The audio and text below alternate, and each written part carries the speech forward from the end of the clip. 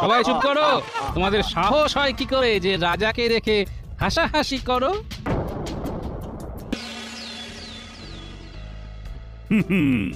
এইবার একটা সুযোগ পেয়েছি। এবারে একেবারে সবাইকে দেখিয়ে দেব। ব্যাপার কি মহারাজ, আজও যেন আপনি উত্তেজনায় ছটফট করছেন? না না না না, তেমন কিছু নয়, সবটাই তোমাদের নিয়েই। আসলে নবাব ঘোষণা করেছেন সেরা রাজসভার পুরস্কার দেবেন। তার মানে কোন রাজ্যের রাজসভা কত ভালো। বেশ তো বেশ তো, কাল থেকেই তাহলে রাজসভা সাজিয়ে তোলার জন্য কাজ শুরু করে দিচ্ছি। আপনার যেমন বুদ্ধি, এইভাবে কি কোনো রাজসভা সেরা হয় নাকি? রাজসভা সেরা হয় তার সভাসদদের গুণে। গোপাল ঠিক বলেছে। আমি চাই আমার সভাসদরা কে কেমন গুণের সবাই সেটা জানুক। তাহলে মহারাজ, আপনি ধরে নিতে পারেন যে পুরস্কার কৃষ্ণনগর রাজসভায় পেয়ে গেছে। সব দিক থেকে এমন গুণবান সভাসদ আর কোন রাজ্যে আছে? বিদ্যায় বুদ্ধিতে রূপে গুণে আমরাই সর্বশ্রেষ্ঠ, যথেষ্ট, যথা সর্বস্ব। ও মা, আমরা আমরা যে সব সেরা সেরা সেটা বুঝি কেউ জানে না। কেউ জানুক না জানুক, আমি তো জানি আমার এক একজন সভাসদ যেন এক একটা রত্ন। নবাবের লোক পরিদর্শনে এলেই মুগ্ধ হয়ে যাবে। সে তো বটেই, তবে রত্নগুলো খাঁটি না নকল সেটা তো দেখতে হবে। অমনি গোপালকে উল্টো সুর গাইতে হবে। আমার তো মনে হয় গোপালের দুর্বলতাই বরং আমাদের সবাইকে মিলে পুষিয়ে দিতে হবে। যদি পুরস্কার না জোটে তবে বুঝতে হবে গোপালের ভাড়ামোর জন্যই ফসকেছে। হ্যাঁ, না না, তাহলে গোপাল তুমি বরং কয়েকদিন বাড়িতে বিশ্রাম নাও, গিয়ে পরিস্থিতি বুঝে না হয় তোমাকে ডেকে নেব। সেই ভালো। আপাতত আপদ বিদেয় হলো। আপনি যেমন বলবেন মহারাজ, তবে আমার কাজ আমি ঠিক করেই যাব।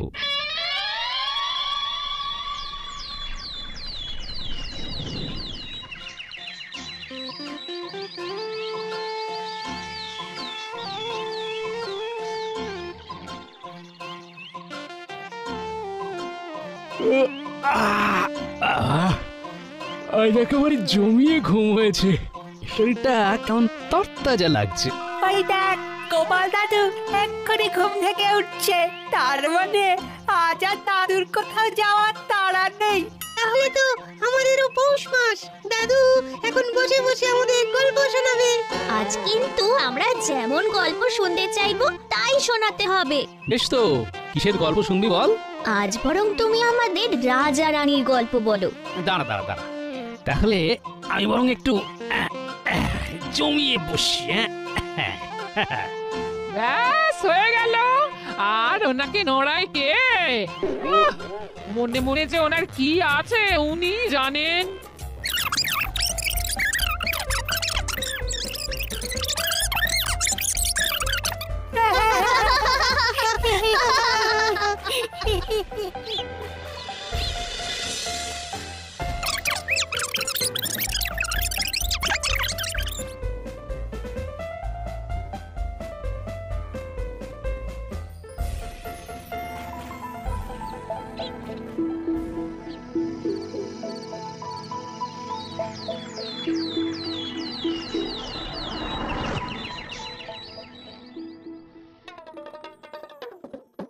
মনে পড়ে গেছে, মনে পড়ে গেছে, আমার সব কিছু মনে পড়ে গেছে। গিন্নি, কি হলো বলো তো?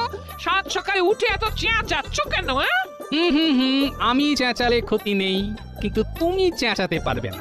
না না না, এইসব আমি একদম বরদাস্ত করব না। আমার সঙ্গে ঠিক করে কথা বলো গিন্নি। ওহো, তোমার কি হয়েছে বলো তো? ঘুম থেকে উঠেই চিৎকার করে চলেছো, তারপর এমন কথা বলছো।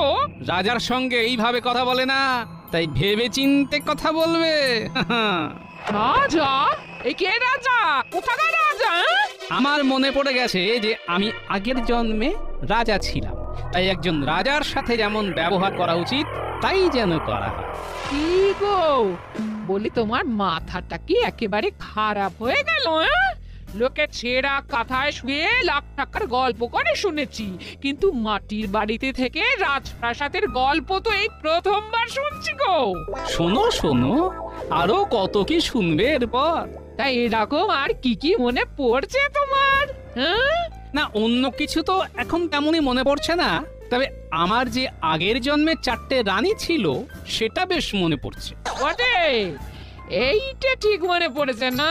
দাঁড়াও, এবার ঝেঁটা মেরে তোমার আগের জন্মের ভূত মাথা থেকে নামাবো। হ্যাঁ, ওরে বাবা, এ তো ঝাঁটা নিয়ে আসছে। বেশ, এখন পালাচ্ছি। তবে এইভাবে তুমি আমাকে দমিয়ে রাখতে পারবে না, এই বলে যাচ্ছি।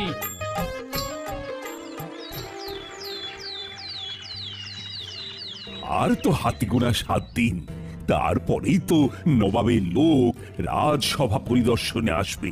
এসেই একেবারে অবাক হয়ে যাবে। কিন্তু যাই বলো আর তাই বলো, গোপাল না থাকলে রাজসভাটা যেন কেমন ফাঁকা ফাঁকা লাগে। ওরকম টেরা বেকা লোকের থাকার চেয়ে রাজসভা ফাঁকা থাকা ভালো। কিন্তু সেটা তো আমি হতে দেব না। আমার মান সম্মান আমি নষ্ট হতে দেব না। এই তো গোপাল এসে গেছে, কিন্তু এটা কি? তাই তো, গোপাল কেমন পাগড়ি পরে গড়গড়িয়ে চলে এলো। হ্যাঁ, গোপাল বুঝি সেজেছে সং, কালে কালে দেখবো আর কত ঢং। বাবা বাবা, কিন্তু কি কারণ, কোন যুক্তিতে তুমি পাগড়ি পরিধান ঘোরাঘুরি করছং গোপাল? একবার সাহসখানা দেখো, মহারাজের সামনে পাগড়ি পরে চলে এলো। সবাই চুপ করো। তোমাদের সাহস হয় কি করে যে রাজাকে রেখে হাসাহাসি করো? নিজেকে রাজা বলছে? গোপালের কি মস্তিষ্ক বিকৃতি ঘটেছে? মহারাজ, রাজসভা থেকে ছুটি করে দিতেই গোপালের ঘিলু নড়ে গেছে। সবাই কি করছে না করছে, কি বলছে না বলছে, সব কিন্তু আমি দেখে রাখছি। কেউ ছাড় পাবে না। সে না হয় পরে হবে, এখন তুমি যখন এসেই পড়েছো তখন চুপটি করে নিজের জায়গায় গিয়ে বসো দেখি। কোন আসনে বসার কথা বলছেন আপনি? যে সে আসনে বসা কি আমার শোভা পায়? আমি যে আগের জন্মে রাজাধিরাজ নরোধিপতি গোপালচন্দ্র ছিলাম, সেটা যখন একবার মনে পড়ে গেছে, তখন সাধারণ আসন গ্রহণ করা তো আমার পক্ষে সম্ভব নয়। এইসব আবার গোপাল কি বলছে? না না, বাস্তবে কি গোপালের মাথায় কোনো সমস্যা দেখা দিয়েছে মনে হচ্ছে। শোনো গোপাল, শোনো, অনেকক্ষণ ধরে তোমার পাগলামো সহ্য করেছি আমরা। আর নয়, বসলে তোমাকে ওইখানেই বসতে হবে, না হলে রাজসভা ছাড়তে হবে। হ্যাঁ, রাজসভা ত্যাগ করবো তাও ভালো, তবু নিজের মর্যাদার সাথে আপোষ করব না।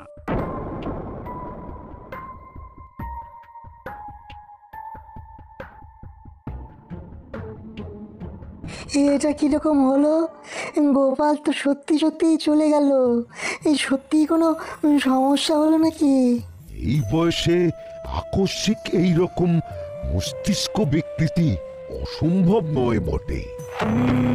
গোপালকে নিয়ে তো মহা চিন্তায় পড়লাম, কি করা যায় এবার? কিচ্ছু করতে হবে না মহারাজ, গোপালের ভীমরতি হয়েছে। তাই বললে হয়? না না রাজবৈদ্য, গোপালের ব্যায়ামও ঠিক করার দায়িত্ব তোমাকেই নিতে হবে। দেখো কিভাবে কি করা যায়। গোপাল যে এখন কখন কি করে ফেলে সেটাই তো ভাবাচ্ছে আমায়।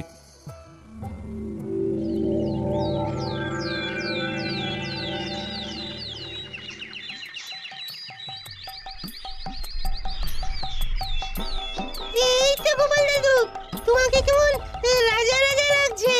আমাদের দাদু আগের জন্মে রাজা ছিল, ভাবলেই তো বুকটা গর্বে ভরে যাচ্ছে। রাজসভার সব সদস্যই হাজির আছে দেখছি। তাহলে রাজ্যের কোথায় কি হচ্ছে সেটা জেনে নিই এবার। গোটা রাজ্যের কথা বলতে পারবো না, তবে আমাদের গ্রামে সবাই জেনে গেছে যে তুমি আগের জন্মের রাজা ছিলে। তাই নাকি? হলেই তো ভালো। জানাজানি হলেই আমাকে নিয়ে টানাটানি হবে। এই লোকটাকে নিয়ে যে কি বিপদে পড়লাম আমি। সত্যি সত্যি রাজা ছিল কিনা কে জানে, তবে এখন তো দেখছি জাঁকিয়ে রাজা হয়ে বসেছে। হ্যাঁ, মিথ্যে সব বোঝা যাবে। মহারাজ যখন আমাকে গোপালের চিকিৎসার ভার দিয়েছেন, তখন ফল তো পাওয়া যাবেই যাবে। এই তো বলতে না বলতেই টানাটানি শুরু হয়ে গেছে। ওই ওই দেখি গোপাল, দেখি চটপট এই পাঁচনটা খেয়ে নাও দেখি। সে তো খেতেই পারি, তবে তার আগে আমায় জানতে হবে এর মধ্যে আছেটা কি। আচ্ছা, ওই ঘৃত কুমারীর রসের সঙ্গে তুলসী, চিরতা, পাথরকুচি পাতা বেটে মিশিয়ে অল্প যষ্টি মধু আর দারচিনি গুঁড়ো দিয়ে পাঁচনটা বানানো হয়েছে তো? না মানে ওই সবগুলোই দিতে হতো বুঝি। আমার মাথার ব্যামো সারানোর জন্য যদি এসে থাকো তবে আগে এইভাবে পাঁচন বানাও, তারপর আসবে, কেমন? ও মা, বলি রাজবৈদ্যকে এই যে বাড়ির রাস্তা দেখিয়ে দিচ্ছ, হ্যাঁ? এই রাজ্যে এইসব হচ্ছেটা কি? এখনো কবিরাজি শাস্ত্র ঠিক মতো জানলো না আর চিকিৎসা করতে শুরু করে দিল। মহারাজকে বোকা পেয়ে বেশ চালিয়ে যাচ্ছে। আমার রাজত্বে থাকলে এক্ষুনি রাজ্য থেকে সব কটাকে বের করে দিতাম।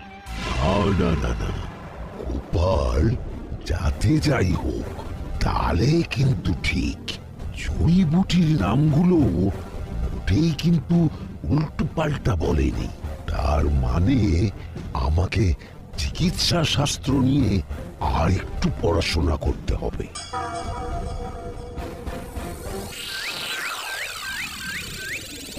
না করে ধরে ধরে পড়তে থাক।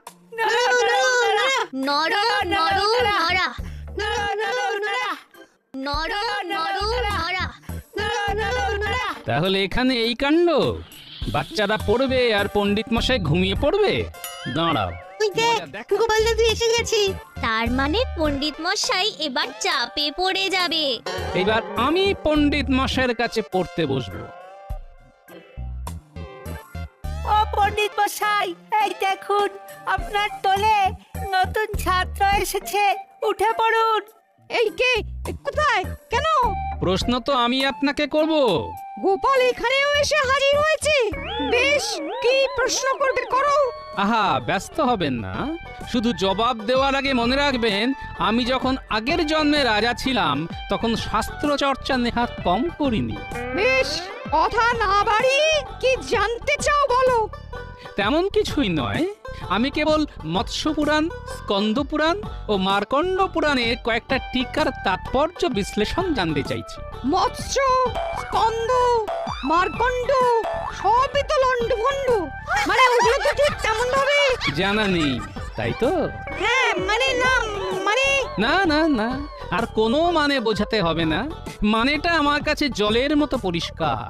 মহারাজকে ভালো মানুষ পেয়ে যা খুশি বুঝিয়ে যাচ্ছে না। তবে এবার আমি হাটে হাঁড়ি ভাঙবো। ওরে বাবা, সে কি কথা? আপনার বিদ্যের দৌড় মহারাজকে জানাতে হবে না? ভাগ্য ভালো যে আমার রাজ্যে আপনি ছিলেন না, থাকলে আপনার পণ্ডিতগিরি আমি বের করে দিতাম। না না, আর থাক না, আর কিছু দিতে হবে না, শুধু দেখবে মহারাজের কানে এই খবরটা যেন না যায়। আমি কথা দিচ্ছি, আমি কদিন পড়াশোনা করে সব ঝালিয়ে নেব। তেমনই হোক তাহলে, এদিকে আমাকে ও বাকি সবাইকে একবার ঝালিয়ে দেখতে হবে।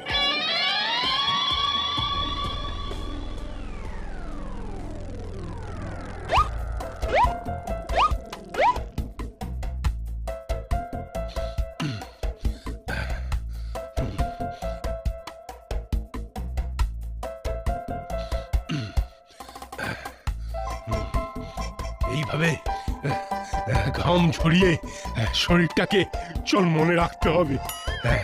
নিয়মিত কসরত করি বলেই আমার শরীরে এত তাকত। মুকুর নিয়ে তো গা গরম করতে শুরু করে দিলে, কিন্তু তাতে কাজের কাজ কিছু হচ্ছে কি? হচ্ছে বলেই তো করছি। হ্যাঁ, এরপরে আবার লাঠি চালাবো। কিছুই হচ্ছে না, আগে তো ভালো করে মুগুর ধরাটা শিখতে হবে, তারপরে তো শরীর চর্চা। এই দেখো, এই ব্যাপারে আমাকে একদম জ্ঞান দিতে আসবে না। হ্যাঁ, তা বলে চোখের সামনে ভুল করলে সেটাও তো মুখ বুজে সহ্য করা যায় না। আমার ঠিক ভুল অমনি তুমি ধরে ফেললে। হ্যাঁ, শোনো, আগের জন্মে আমি যখন রাজা গোপাল চন্দ্র ছিলাম তখন আমি ছিলাম অস্ত্রবিদ্যায় পারদর্শী, তাই আমাকে ফাঁকি দেওয়া সহজ নয়। গত জন্মের কথা হলেও আস্তে আস্তে আমার সব মনে পড়ছে, আর এটাও বুঝতে পারছি যে তুমি কিভাবে মহারাজকে বোকা বানাও। বোকা বানাচ্ছি? কই না তো। এইভাবে লাঠি ঘুরিয়ে ডান দিকে 100 বাঁ দিকে 100 জনকে শুইয়ে দেওয়া আমার কাছে কোনো ব্যাপারই নয়। দেখি কেমন এলেম আছে। না না, এবার তো মনে হচ্ছে গোপাল সত্যি আগের জন্মে কিছু একটা ছিল। হ্যাঁ, মহারাজ যদি জানতে পারেন যে এরকম একজনের হাতে রাজ্যের নিরাপত্তার ভার, তাহলে তো উনি ভেঙে পড়বেন। এই মরেছে, তাহলে আমার কি হবে? না না গোপাল, তুমি এমন কিছু করো না। আমি না হয় বরং ওই তোমার কাছেই অস্ত্রবিদ্যা শিখবো। হ্যাঁ, তাহলে হবে। হ্যাঁ, হবে তো? না না, আমার কি অত সময় আছে? আগের জন্মের সঙ্গে সঙ্গে এই জন্মটাও সামলাতে হচ্ছে নাকি?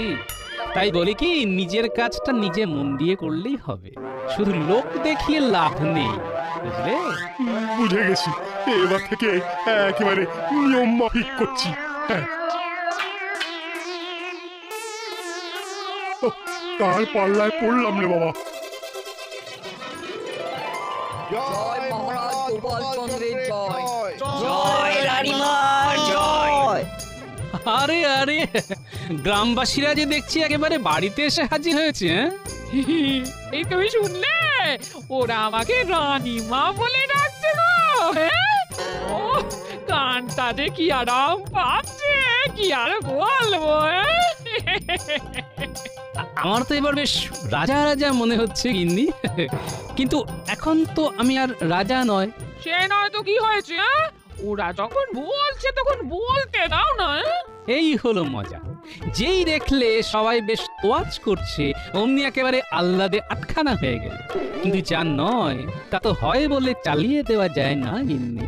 আমাদের কি সৌভাগ্য, আমাদের রাজা আবার ফিরে এসেছে। আমাদের সব অভাব অভিযোগ রাজা দূর করে দেবেন। কিন্তু মহারাজ থাকতে গোপাল দাদাকে রাজা হিসেবে পাবো কি করে? আমার না হয় গত জন্মের কথা মনে পড়ছে, কিন্তু তোমাদের তো নয়। না না, তবে এবার আমাকেও তোমাদের বিশেষ পাঠ দিতে হবে।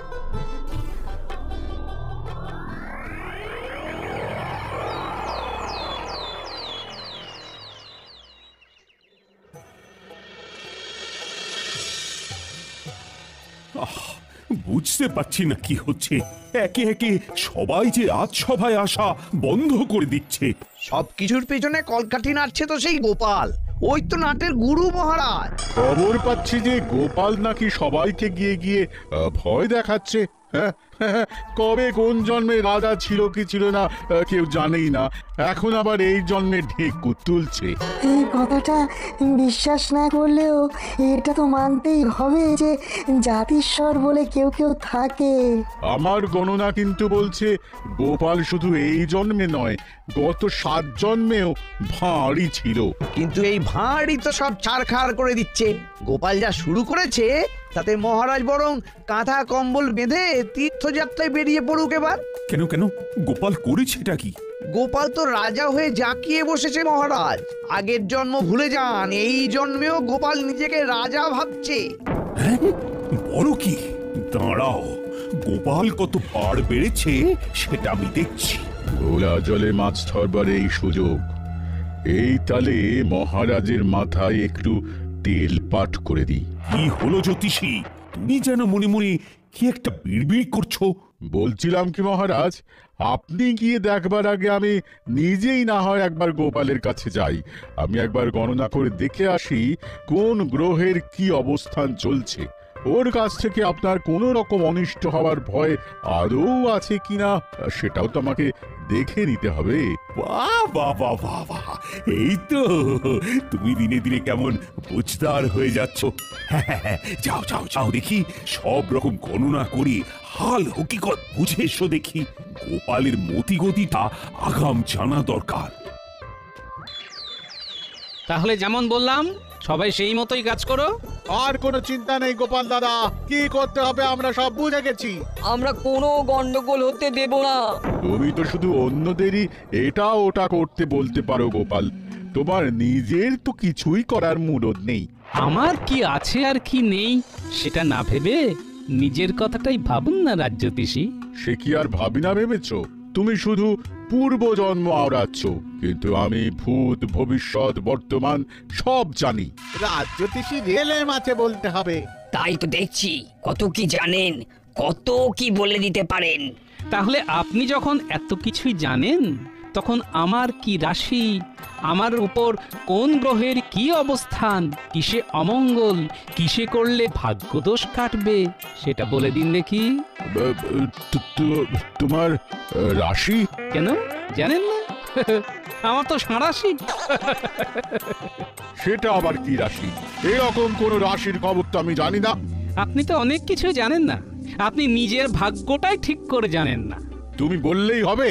সূর্য, চন্দ্র, বাকি সব নক্ষত্র আমার হাতের তালুতে এসে বসে আছে, আমার কোনো ক্ষতি হবে না। তাই না? এটা কি রকম হলো?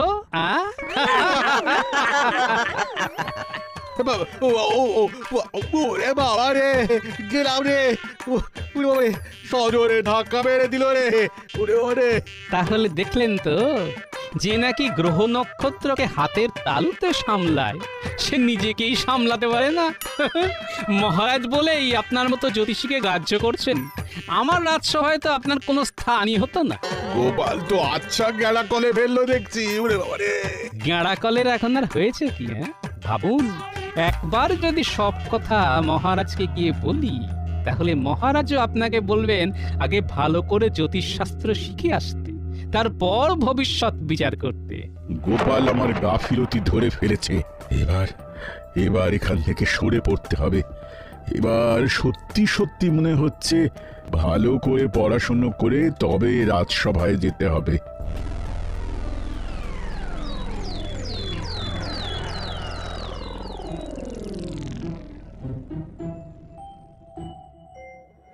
কই, এখনো তো রাজজ্যোতিষী এসে কোনো খবর দিল না। তবে কি গোপাল আরো বেশি রকম কোন বাড়াবাড়ি করছে? যার যেটা ধর্ম সেটা তো সে করবেই মহারাজ। কার ধর্ম নিয়ে আলোচনা করছেন মন্ত্রী মশাই? কার আবার? এখন তো সব আলোচনার মধ্যমণি তুমি গোপাল। কিন্তু মহারাজের মুখ দেখে তো মনে হচ্ছে মহারাজও যেন কি একটা ব্যাপারে উদ্বিগ্ন। তুমি যে বাড়াবাড়িটা করছো সেটা কিন্তু আর বরদাস্ত করা যাচ্ছে না গোপাল। যা বাড়ার বেড়ে গেছে মহারাজ, আর তো কিছু বাড়বে না, কারণ পুরো ব্যাপারটাই তো বানানো। দেখেছেন মহারাজ, এবার বেগতিক দেখে নিজেই কেমন স্বীকার করে নিয়েছে। তার মানে তোমার পূর্বজন্মের ব্যাপারটা সম্পূর্ণ মিথ্যে? ঠিকই তাই, তবে যতটুকু যা করেছি সেটা মহারাজ আপনার রাজসভার মান বাড়ানোর জন্যই করেছি। কেমন ভাবে, কি মান বাড়ালে শুনি? সেটা তো যাদের মান বাড়লো তারাই বলবে, আমি আর নিজের মুখে কি বলবো মহারাজ। কই গো, এসো সবাই। গোপাল ঠিকই বলেছে মহারাজ। গোপাল ধরিয়ে দেওয়ার পরেই আমি অস্ত্র চালানোর কৌশল ভালো করে রপ্ত করতে পেরেছি।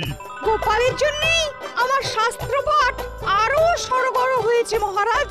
গোপাল কিন্তু আমারও ভুল আর দুর্বলতা ধরিয়ে দিয়েছে।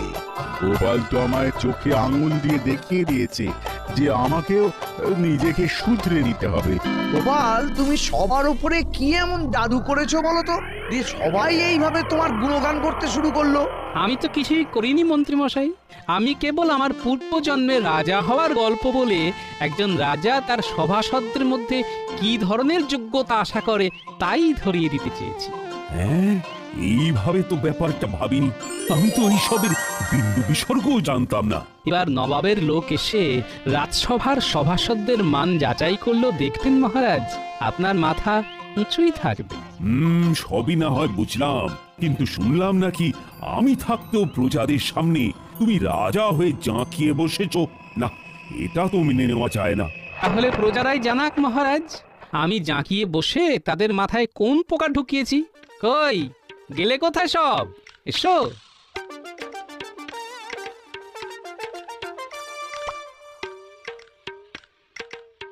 প্রণাম মহারাজ।